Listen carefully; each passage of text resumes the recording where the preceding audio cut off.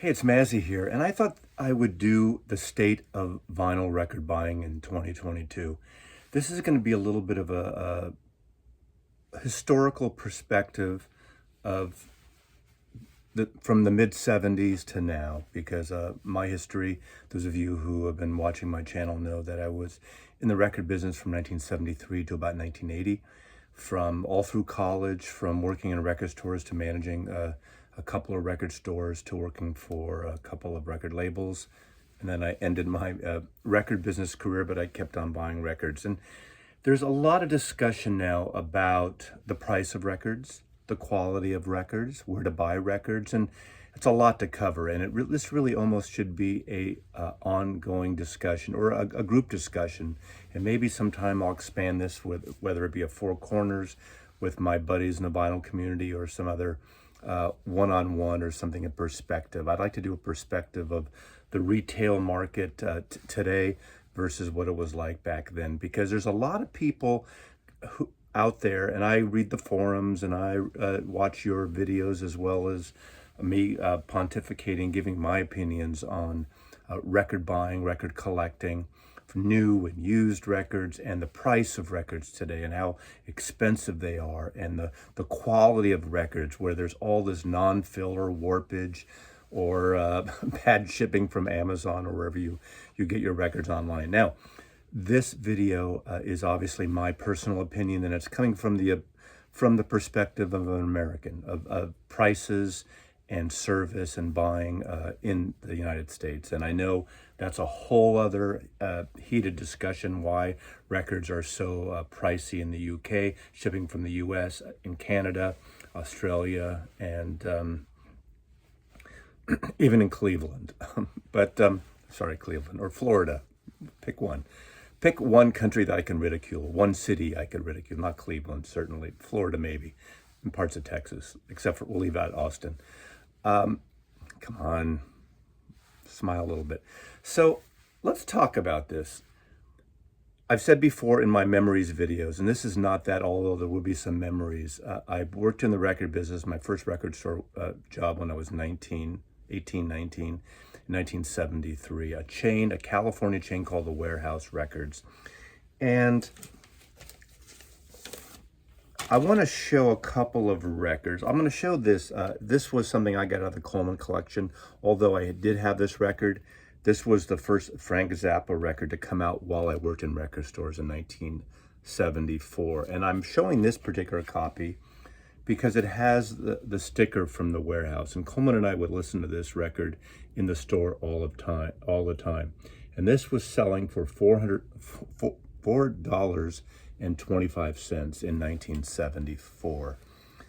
It was probably either a $4.98 or $4.90 or $5.98 list price.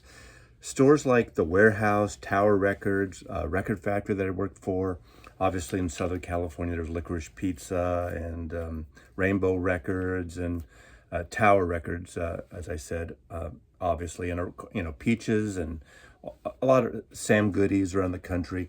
The discount chains would knock $1 off the list price. A suggested list price, manufacturer's suggested list price, is the price you would probably pay if you bought a record at a department store, a Macy's, the Emporium, those kind of stores that had record departments, maybe even a Walgreens or some pharmacies in those days. Woolworths would have record bins, and usually those places would sell for list price. And the chains, starting with Tower and so on, would sell them more or less $1 off in the beginning, and sometimes even more. And they'd have special monthly sales sponsored by a label. You'd have a WIA sale for a month, and that was Warner Electra Atlantic combination of labels. You would have Columbia, CBS a month, RCA month, and so on. Now, all those labels have merged, and we have the big three now. We have Universal Music, UMG. We have WIA, still Warner Music. And we have Sony, which gobbled up over the years Columbia and the subsidiary labels. And those are the main three, and they distribute most of the major label records. And I'm not getting into that so much here, but I want to talk about what I said in the introduction also about where I buy my records. Not that you should do this, but this is a personal take on where I buy my records. So inflation comes into the conversation too, because a lot of people now are complaining about records. So I'm taking like the mid 70s, say 75, 76, 77. In a way, the 70s were the golden age of vinyl. Vinyl was basically, record business was almost bigger than Hollywood, maybe until Jaws came out and Star Wars and the mega summer blockbuster hit. But the record industry was massive. If you went to LA, you drove down Sunset Boulevard, you'd see all these billboards for albums, new releases coming out. And Hollywood, in a way, was the record industry during that time. That was the big thing. Not to discount Hollywood, but since this conversation is about the record business, that's the direction I'm going to. Now, there are 3 records here I'm going to show, and there's probably one I don't even have anymore, I realize, that were amongst the biggest records in the mid-70s. And I'm showing these 3 because they were massive, and literally they were so big, and I heard them so much in a store, literally thousands of times. And I personally, through the stores I worked with, probably sold several thousand copies of these 3 titles alone. and excuse me, that's no lie, no lie at all. 76, in 1977, these 3 albums came out. Fleetwood Mac Rumors, Eagles Hotel California, and what is some still say the biggest selling album of all time, the Eagles' Greatest Hits, which has the hits prior to this, came out the same year as Hotel California. When these albums came out, I loved them. I think this is a fantastic record, but I could not listen to these records literally for 30 years until maybe the last 5 or 8 years again. Then I heard them so much. They were so over the top. You know, Eagles are a band now that people love to hate or they love them. And of course, Fidelity, the big one-step boxes are doing versions of the Eagles records, and people are eating them up and paying $125 a pop and buying these records yet again. They sound great as is. I don't need those big boxes, but that's another conversation. So these records, as I recall, the list prices were probably around $6.98, $5.98, $6.98, probably $6.98.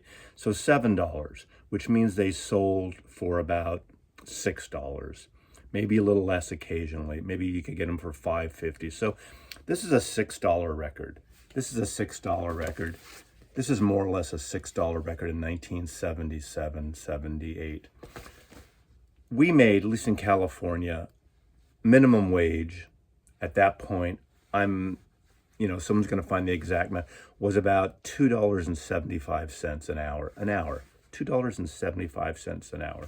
So for 2 hours of work, if you had a minimum wage job, 2 to 3 hours of work, you could buy any of these records. Now, I know this is sort of an opinion piece, and I'm using this as a barometer, and it's not as scientific or economically precise as it should be. So 2 to 3 hours, you could buy these records of work. If you have a minimum wage job. If you weren't working slinging burgers or even beyond working in a record store, you would make more money than that.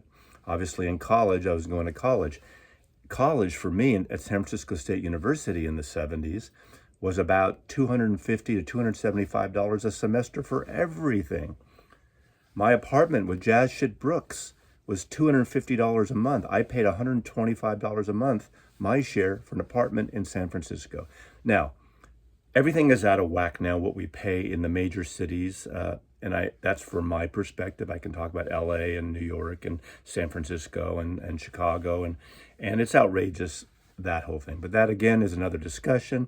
But I guess it is part of the equation of what we have left over to buy music. And some of you are younger record buyers, some of you are older record buyers, possibly retired, possibly on a fixed income, and I know it's difficult now. But let's just compare these 3 records. So for 2 to 3 hours, you could buy this record. Now, obviously, I got a deal. This one is actually my promo copy, so I got it for free back in 1976. These I probably, I would get them discounted, so I would probably pay $1 less than that, give or take, or sign them out and end up trading things in, so I'm not paying anything. Not stealing, mind you. Now, let's flash forward to 2021. Let me just take these 3 albums. These are 3 relatively large selling records for the most part right now. Alison Krauss and Robert Plant. This list, or the normal price is $29, so $30 it sells for. You can get it for $25 more or less everywhere, pretty much. Whether it's Amazon, maybe a local record store will have it for $28, but it's a $25 to $30 record, and it's 2 LPs, mind you, 2 LPs. So minimum wage now in most places, unless you're in a wanking state and city, is $15 an hour. So for 2 hours of work at minimum wage, you can buy this record. That's even a better price. A $6 record about in 1975-76 is about $30 now. Okay, someone's going to find some excuse that why it doesn't make any sense, but so it's about the same price as a record what sold for in the mid 70s or so. However, in the 70s, remember, they were making millions of these records. They're not making millions of these records, so of course things are going to be more expensive now because they're pressing less copies. When you're pressing 1 million, 2, 3 million copies, you can have them cheaper. So ABBA's Reunion Voyage album, Neil Young's Barn album, these list more or less, the price is $25. You can get them for about $23. So you're actually getting this record cheaper than you would have got this record for in 1974. Following with me? I know some people, clicked on this video thinking I was told there would be no math. Anyway, that's kind of a simplistic look of records then and records now. So let's go into where do I buy my records and how do I buy records? I do buy a lot of records still. But remember, there was a period, and I was buying records from 10 years old from Meet the Beatles that my mother bought me, all through the 60s into the 70s and beyond. Obviously, I was spoiled working in the record business. I got a lot of free promos from the labels I worked at, from the labels that my friends worked at that gave me promo copies. And I'd get deals at record stores because I knew I knew people worked in record stores. And I actually had decent jobs, and I was working all this time, and all my money went into that. I didn't have a family, didn't have a son until 1990, when you have to really kind of bone up and not buy as many records, although the CD era hit. So let's have a little fusion here and fade to a little insert of the CD era, which I went through for about 20 good years. Stopped buying vinyl, sold 2,000 of my 6,000 or 7,000 records I had at the time, again, amassed from working in the business. I sold those 2,000 records in 1995 for $2,500 to someone at Amoeba.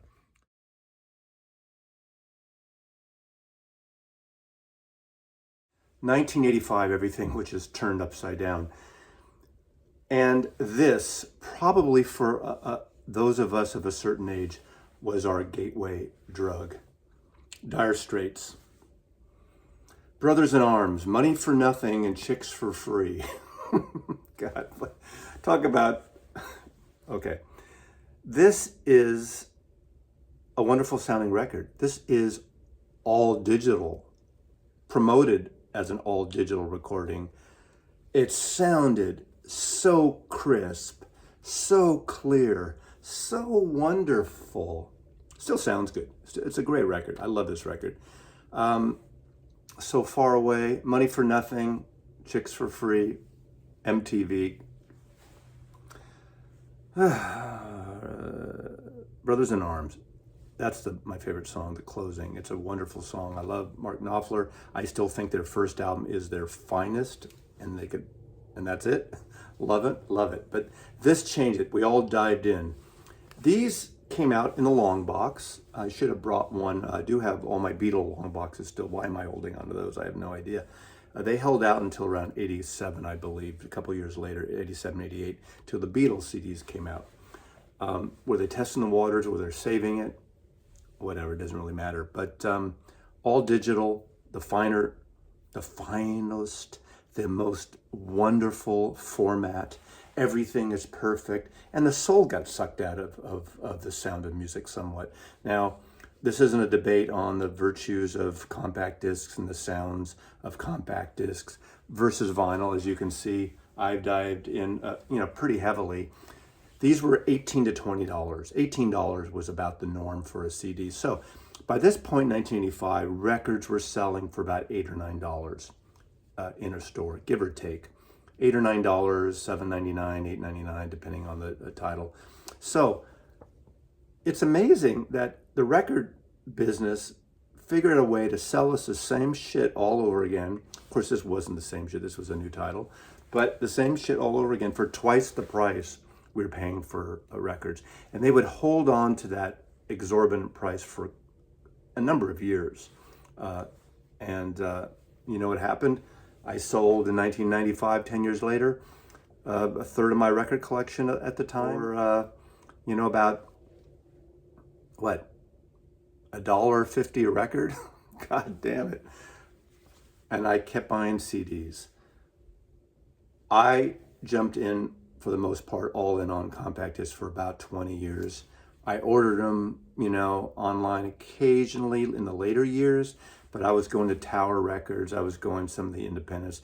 In the very beginning in San Francisco, there were a couple of stores that opened that were just all CDs. And of course, we were all clamoring. We wanted everything on CD. If you were there at the time, you know exactly what I'm talking about. The newest, greatest album, or the oldest, greatest album, the classic album by Led Zeppelin, or the Beatles, or the Stones, or, Bob Dylan, you could not wait till it came out on compact disc.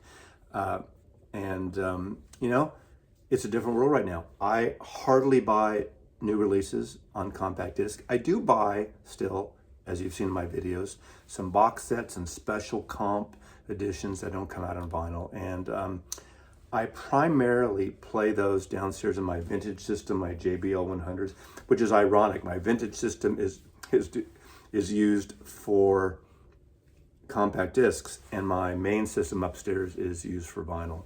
Go figure. Worlds colliding, worlds going apart. But I just wanted to do this little insert of buying CDs. It's a buyer's market. There is a store here in Seattle called Silver Platters that came about, obviously, because the name Silver Platters is from the CD era, that if you're in Seattle and you're a CD person, it's an amazing store. I think their vinyl selection is good. They're not so great on used stuff. They're good on new stuff. They don't go really deep, but on CDs, they have everything, imports, used, new, and anything I'd ever want on CD. And I think they have a decent website. Again, it's not something, you need to kind of dive in. They have 3 stores here in the Seattle area, but Silver Platters for compact discs, if you're into that. So that's the way to buy it. And if you want to buy this record again, I probably should play it and see what I think now, because I haven't listened to the CD probably in about a decade. But again, I'm more in on vinyl. So let's get back to the vinyl. Let's talk about the state of buying vinyl in 2022.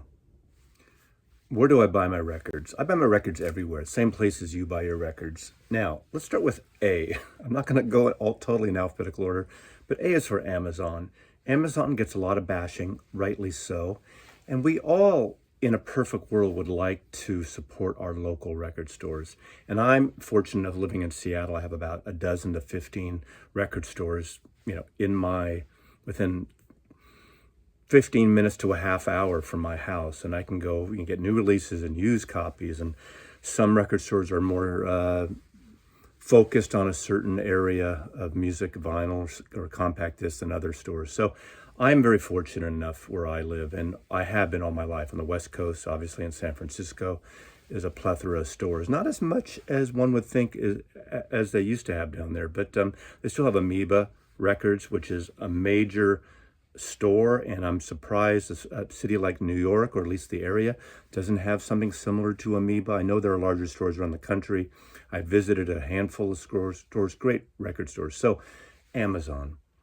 Amazon is an easy place to shop. Now, during the pandemic, the record buying segment got really sort of pushed back. Everyone wanted toilet paper and food and things. So getting your records on release got pushed back. Now, records aren't as important as those things, so I understand it. There was a time you could pre-order something and get it delivered on release day, especially if you were a Prime member. Now, a good thing about Amazon is their pricing structure. I usually frequently pre-order on Amazon things like the Tone Poets and maybe some box sets. Box sets, I feel bad about, in a way, not usually buying box sets from my local, but the price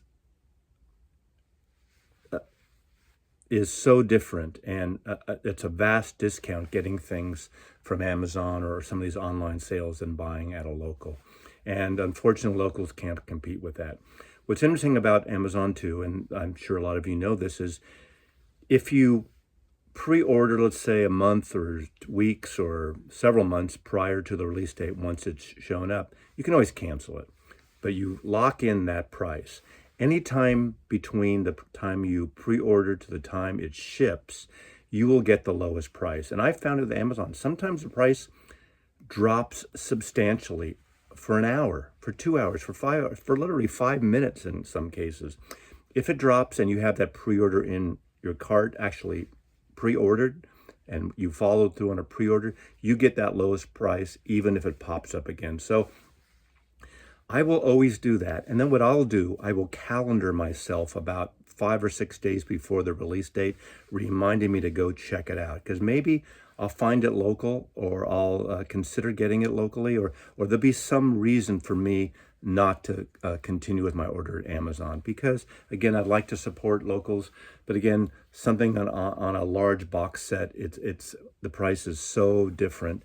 I will stick with them. Now, having said that, there's a lot of people I read on the forums, whether it's the Hoffman Forum or others, and here on YouTube in the vinyl community, where people bitch about the way Amazon packages records. Now, a lot of times, though, those records are in those kind of triangular flat records. They got the triangular pyramid, in a way, shaped shipping box that really is a sturdy thing that protects the record.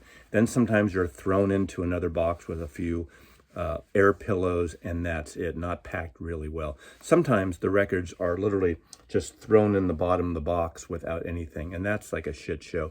I find it really varies depending on where you live and where you are. And I'm a lucky one. I think in all the times, all the years, 20 plus years I've ordered for Amazon, in the last decade ordering vinyl through Amazon, I've probably gotten 5 screwed up, messed up, dinged up records that were due to bad packaging. And that's out of literally 1,000 records probably. Next, I will talk about these local stores, because Amoeba, when I go to San Francisco, I always go to Amoeba. Amoeba is not a cheap discount store. Everyone there pretty much, every record there pretty much sells for list price. So I definitely can get something cheaper from Amazon. But sometimes it's nice to order in the moment, to buy in the moment, I should say, to grab something on the wall and support a local. Now, Amazon is a local. They only have 3 stores, LA, Berkeley, and San Francisco. Some people think they push out smaller retailers. I don't think that's true. They support the community, and they're a part of the community, and they're a small business that's become a large business in a way, but they're not a massive chain. You could say the same about on the East Coast, Bull Moose, and there's a few other smaller regional chains like that. And I'm not as familiar with those, although Bull Moose is one that I have ordered online. Now, that connects and brings me to buying online through some of these independent stores. I want to say a little bit of a bitch fest about the online purchasing at record stores.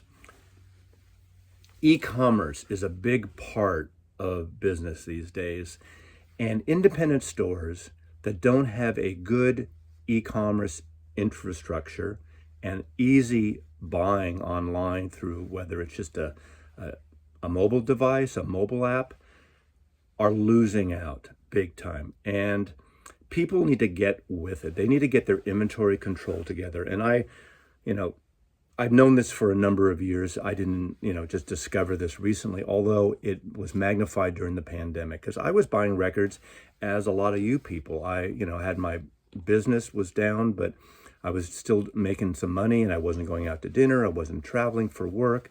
So I had more discretionary income to buy records. Now, in Seattle, the stores I wanted to buy, whether buy from Easy Street, Silver Platters, they do have an online e-commerce, but they're clunky. It wasn't working well. I ended up buying most of my new releases from High Voltage Records, which is in Tacoma, about 40 miles south from me. Now, I love that store. It's a great store. It's an indie one-off. They've expanded and have a book section now, but they are really easy to buy online and to click through and to search. That is so important, and it drives me crazy, these stores that don't have that. And you could come up with any excuse you want. You got to do that right. Another I buy from occasionally is InGrooves, Michael from the InGrooves. Those of you who watch my channel, I'm sure, watch InGrooves. And Michael, the smartest thing he ever did is every Thursday, like clockwork in the morning, I think it's 6 a.m. Pacific time, it pops up. He does the new releases of the week. I don't understand why more stores don't do that. There are a handful. I think there's Toad Sprocket Records or whatever it's called, which I don't really follow that much, and a handful of others that do online videos. It's so important to do that, and you become attracted or dispelled, depending on your choice, to these stores, these owners, their knowledge.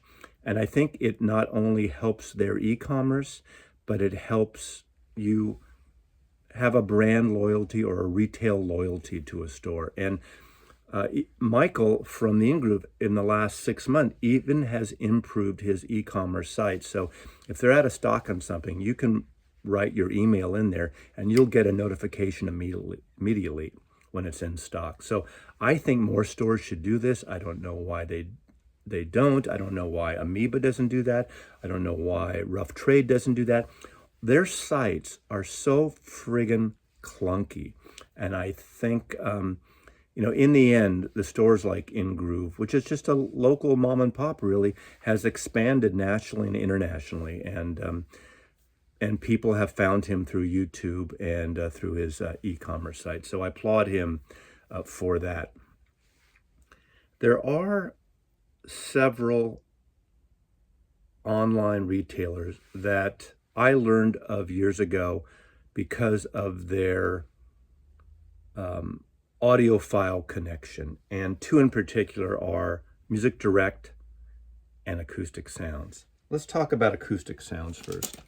Acoustic Sounds has their own pressing plant, which is QRP, and that's Chad Kassem. He has a channel now. He just started during the pandemic in the last year, and he's a lover of music, a lover of high quality tipped-on jackets through Stoughton.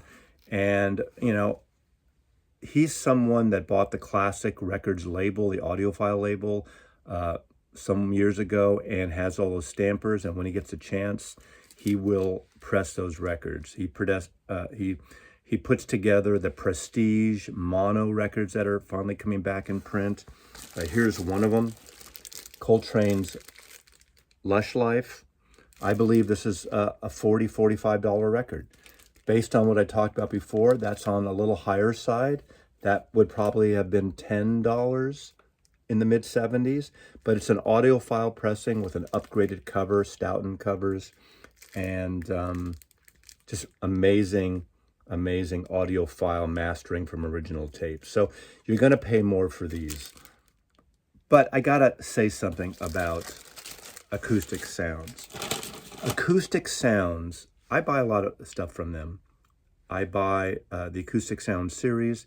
which is through Universal Music, which has the Impulse records, some of the Verve records, beautiful things, Coltrane and Peggy Lee, and just really wonderfully pressed records. But I gotta say, Music Direct has the most antiquated e-commerce website ever. Chad, I don't know if you watch my channel, you have invested so much in the quality of your business and pressing plants and everything. Your e-commerce site sucks. Pre-orders, people don't know what you have, these special codes of W and this and that when things are getting ready to ship or not ship or backordered. You can't go in and, as a consumer, and easily change your order or update your order or add to an existing order without calling up one of your people. Maybe you want that for the conversation and for the personal touch, but fuck, you need to really overhaul your e-commerce system. It's like the beginning of 1990s e-commerce. It's a shitstorm, and you can't figure out easily what you've ordered and what has shipped on an entire order. You know, it's a mess. It's literally a mess. Okay, let's talk about Music Direct. Music Direct is the other major online retailer. They put out this great catalog every holiday season, and it's massive. You have headphones and DACs and turntables and gears, all price points from a $150 phono cartridge to a $25,000 on up phono cartridge, to speakers, to tape decks, to record cleaning devices. What a great catalog. This is total audio, video, porn, and to MoFi. MoFi is the sister company to Music Direct. Mobile Fidelity is owned, I know all the details, legal details, by Music Direct. This is a great company to subscribe to follow. And I've said this before on some of my videos. I don't care if you're some old fart that says I don't do social media. Get an Instagram account and follow Mobile Fidelity, follow Acoustic Sounds, Music Direct, The In-Groove, follow every artist you love, follow Third Man Records, follow Amoeba Records, follow your local record stores, follow used record stores, follow Sam Records, Analog. Basically follow all the artists on all the record company labels that you like, because you get things, you get notifications, you can see things right there, and also fill in your email address because you'll get notifications faster. Otherwise, you get all these people bitching that they missed a quick drop. Now, I know it's a shit show, buying records, and all of a sudden a record comes out back in print, like I showed that Coltrane record for Analog Productions, and then it goes out of print within an hour or a day or something. That happens. But let's go back to Music Direct. Music Direct is a great store to order from, and you get these drops once in a while from Mobile Fidelity. Now, the problem these days, and not exclusive to Mobile Fidelity, but every label here, is the backup of the pressing plants. And a lot of people want the same old shit. Do I say Eagles on here? Hotel California? The same old shit over and over again. I love the record, so I need to buy a 45 RPM audiophile one at 45 RPM at $125. To each his own. And I'm not here, and believe me, I have some MoFi records too, but you have to follow both. Because what happens is I get these notifications and I buy from Mobile Fidelity Direct as well as Music Direct. Rycooter. Sometimes, and this is a weird thing too, you see it in the catalog and there's no listing for it on their site. You literally have to call up Music Direct and say, hey, what do you got? What do you got coming? And they'll sit on the phone for you for 5 minutes and read the list off of Van Halen and Eagles and Rycooter and Bob or whoever it is. And you can pre-order those even though they're not up for sale. Even though they might not come out for 6 months, a year, 2 years. Now, you give them your credit card number, you don't have to pay. They don't pay till it ships, so you have nothing to lose except all of a sudden you're out of work, 3 years later, you're living in a tent and all of a sudden you get a ding on your credit card for $70 or $125. And you have no idea when these things ship. The Dylan Desire Mobile Fidelity, literally, I was looking at my Instagram feed when this dropped, the super vinyl. I ordered it, and within like a half hour or less, it was sold out, 1,000 copies. So you have, if you want to play this game, and I guess the thing which I will admit, it's fucked up that it is a game. Going back to the 70s, you wanted a record, you just bought it. It wasn't about this collectability thing, and I hate that. I hate that people are buying 2-3 copies of some of these records to flip. Now, flipping has been in existence forever, before records, and in every type of situation.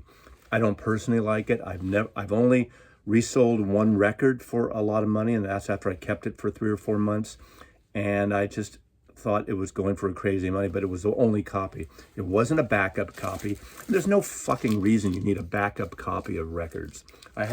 Look at these records here, 50, 60 years old, 40 years old, 30 years old. I don't need a backup copy. Records are your best entertainment value, and they last a shit long time if you take care of them. So, Music Direct and Acoustic Sounds. I buy records a lot through Bandcamp and through labels direct. And this is where I do order out of the country. One of my favorite labels of the last couple of years is Sam Records. He presses records out of Paris, France, and all their recordings were recordings that never originally came out in America. Live jazz albums, some studio records, recorded only and released only like on the Barclay label in the 50s and early 60s, and they're fantastic press. These, probably by the time I pay, if I get them shipped and I buy them from Paris, it ends up costing me $45 to $50 a pop. So that's a little higher. Now, I can occasionally get these through Music Direct. I found a local that I can get these from occasionally.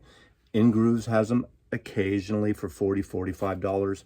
I still think for the nature of this music, for the quality of the music, that's a good price. And again, equivalent, that would have been about an $8, $9 record in 1976, 1977. So if you want the music, that's a good place to do it. The other label I buy like clockwork whenever they issue. They issue maybe 2, 3, 4 records a year. That's out of Germany, and that is Analog Africa. I am in love with this label. His stuff comes out of Germany. I buy them directly. They FedEx them. End up costing me about $50 a record. All of them, for the most part, are 2 record sets with beautifully expanded and annotated books, really wonderfully written, curated comps. Some are full artists of African, South American, artists, and it's just a fantastic label. So I collect them, but I listen to them and I love them. They're archival releases. It's not an audiophile, perfect sounding thing, but it's funky, soulful, sometimes psychedelic music, Africana music, and it's so wonderful, this series. So I buy directly through them. Occasionally I see them in stores here, but not everything. I do keep a list that I order of local stores, indies around the country. Dusty Grooves in Chicago.